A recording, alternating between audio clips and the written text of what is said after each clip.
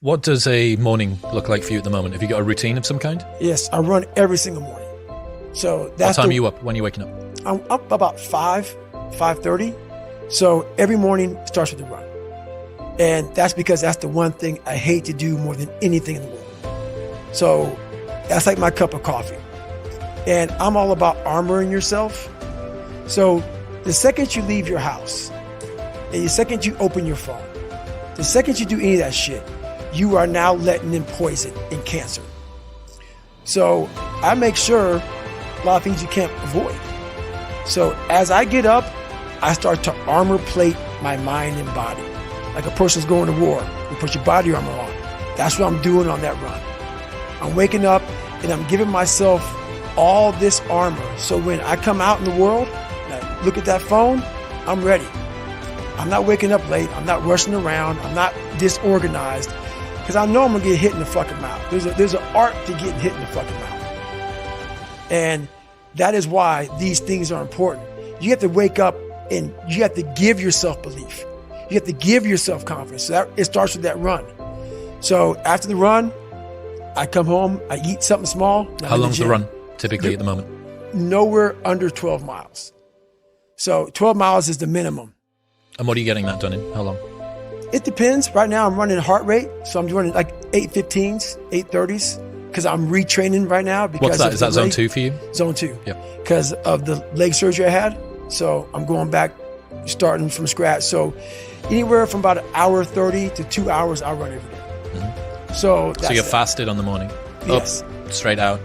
Straight out. 90 minutes to 2 hours of running, back, yep. Eat, and I'm in the gym. So, and then after that, to whatever's on the plan for the day. That's how that works every day. Are you still doing your stretching? Because you've got every 2 night. hours of... Every night. 2 hours of meditation, Mm-hmm. 90 minutes to 2 hours of running. Mm-hmm. How long's the gym session? Depends, 45 to an hour and a half. Okay. Mm-hmm. Stretching, meditation, run, eat, gym. Is there something I'm missing, Jennifer? Oh, yeah. Forgot about that. You cycle as well? Yeah. How long are you cycling?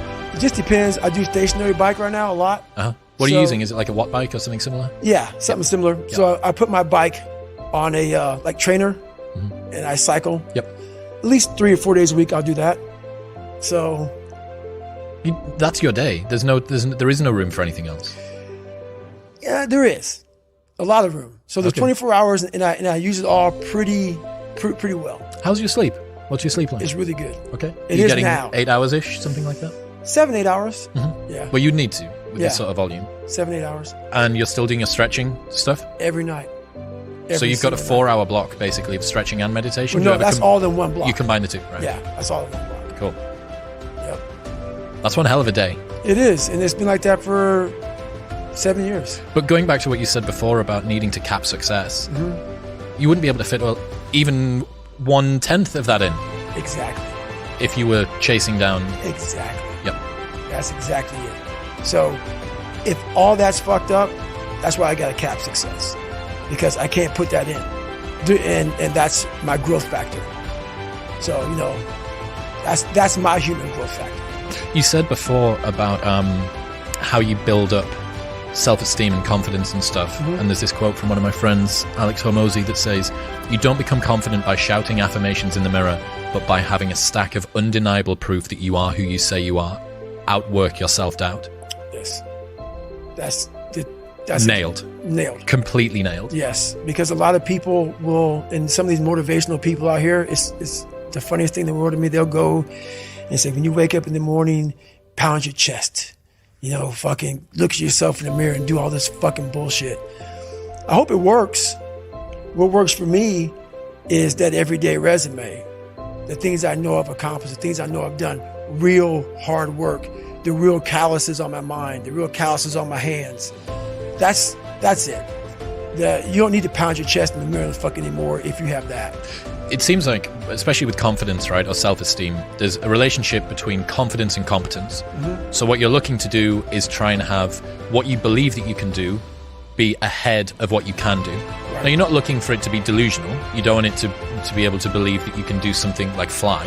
right? But you need to have a relationship between the two. But what people are asking for is for their confidence to be so far ahead of their competence that, or without having even been competent at anything in the beginning. And that's just delusion. That's fantasy. Right. Well, I believe that you have to build belief. Belief is like, there's an after school special belief where the mom says, believe in yourself. And that's all great. But there's also a built belief. And the built belief is one where you are constantly, like for me, I came from a bad place. How I build belief is through the daunting tasks I put myself through. So that's proof positive that I can. So it correlates. And that's how this piece of shit kid that I once thought I was built belief by saying, I was in 3 hell weeks. I went to Ranger School.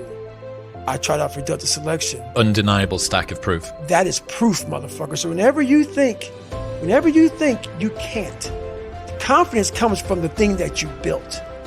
You must build belief. You must build confidence. It can't be like, hey, I'm gonna go knock that shit out. You gotta look over here and say, I can knock that shit out. It's belief, and it's built on what you put in to yourself. Another friend sent me a message this morning knowing that we had this big thing that we've been working toward for a long time today. He said, Nietzsche said, I know of no better life purpose than to perish in attempting the great and impossible. The fact that something seems impossible shouldn't be a reason to not pursue it. That's exactly what makes it worth pursuing.